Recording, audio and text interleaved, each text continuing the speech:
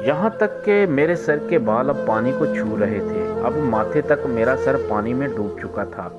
मेरे हाथ पांव मजबूती से बंधे हुए थे। मैं हिलाने की कोशिश कर रहा था, लेकिन सब कोशिशें बेकार। पानी मेरी आंखों तक पहुंच चुका था और मज़ीद मैं नीचे ही नीचे जा रहा था।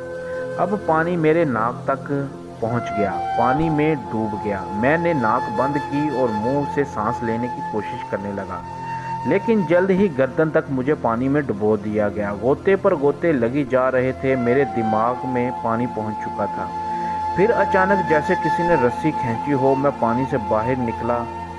मेरी सांस उथल पुथल थी। मेरे मुंह, नाक और कानों से पानी बहकर टब में गिर रहा था।